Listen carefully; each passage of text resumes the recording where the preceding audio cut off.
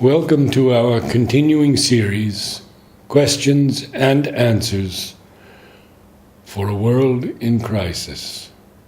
As all of you now know who have been following our series, all the answers to the world's most pressing and formidable problems are taken from the works of Sri Aurobindo and the Mother.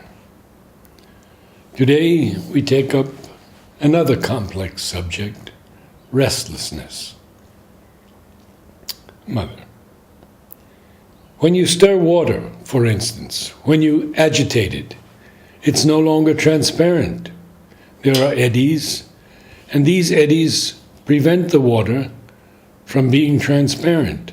You can no longer see through it. It's the same thing materially. When you are restless, when you don't have that sort of calm, parentheses, which isn't stillness, but the opposite of restlessness. I don't know how to describe it. It is something imperturbable, in parentheses. Very few people have that. And when they come near, there are immediately gesture of tremor and seething in the atmosphere, vibrations and disorder, and confusion settles in. You can see the phenomenon occur on a small scale with people coming here. You can see it on a larger scale with the movements of the ashram. And you can see it on a still larger scale with the movements of the earth. It is the same thing with that sort of mental restlessness people have, parentheses, excitement and restlessness. As soon as there is excitement and restlessness, it is impossible to see clearly. It's the same as with water. It goes like this, same gesture of tremor and seething. Swarms of movements of confusion, and you can't see anything. It's the same thing materially. And then as soon as a problem has to be solved, parentheses, especially a material problem, end parentheses, people are in the habit of getting restless. And as soon as they get restless, it's absolutely impossible to find any solution. And it makes the confusion worse. One thing appears evident, that humanity has arrived at a certain state of general tension. Tension in effort, tension in action, tension even in everyday life.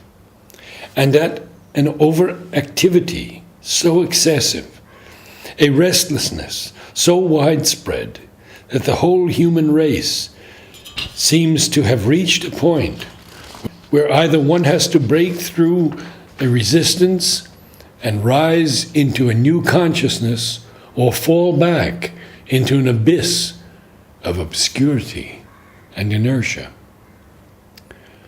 The true power is always quiet.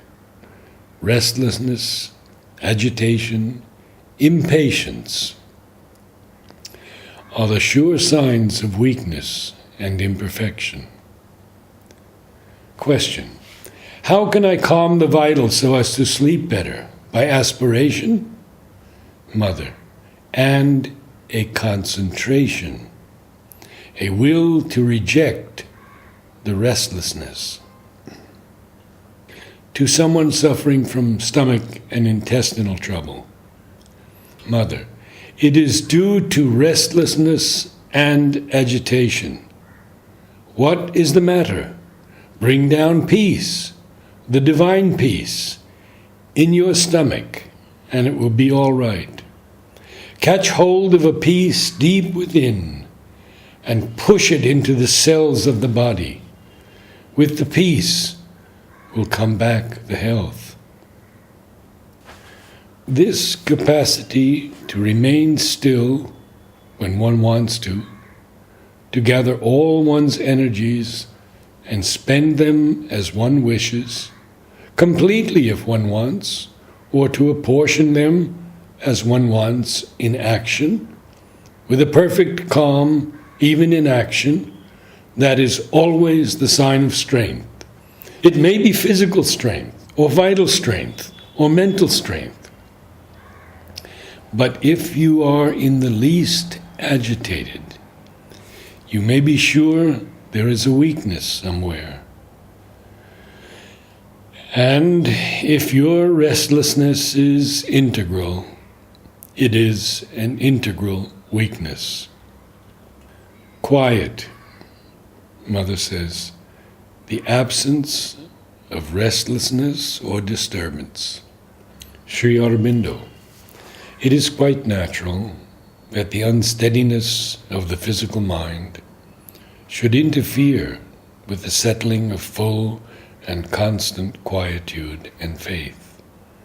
It always does, with everybody. But that does not mean that this quietude and faith will not or cannot settle in the nature. All that I meant was that you should try to get a constant will for that quietude, so that when the restlessness or unsteadiness comes across, your will to quiet might meet it, or soon reappear, and dispel the disturbance. That would make the elimination of the restlessness or impatience easier. But in any case, the Mother's force is there, working behind the variations of the surface consciousness, and it will bring you through them. Overcoming restlessness and attachment. It is necessary that you yourself should get over any restlessness or strong attachment and face these things with a perfectly calm mind. If you can do that, it will then be easier for the force to do something. For any attachment or restlessness comes in the way of a spiritual working. In the yoga, it has shown the same restless weakness. Otherwise, it could by this time have attained something. And besides, there was the sex impulse, which it would neither satisfy nor leave. You must know what you want, and want it with your whole will. It is only so that there can be an end of this restlessness and failure. The normal activity of our minds is, for the most part, a disordered restlessness, full of waste and rapidly tentative expenditure of energy, in which only a little is selected for the workings of the self-mastering will. Waste, be it understood from this point of view, not that of universal nature, in which what is to us waste serves the purposes of her economy. The activity of our bodies is a similar restlessness. The reason why you have these alternating moods is because there are two different elements in you. On one side, there is trying to develop in you your psychic being, which, when it awakes, gives you the sense of closeness or union with the Mother and the feeling of Ananda. On the other, there is your old vital nature, restless and full of desires, and because of this restlessness and desire, unhappy. It is this old vital nature which you were accepting and indulging that made you go wrong and stood in the way of your progress. It is when the desire and restlessness of the vital are rejected that the psychic in you comes forward. And then the vital itself changes and feels full of joy and the nearness. When the old, unhappy, and restless vital comes up again, you feel yourself unfit, without pleasure in anything.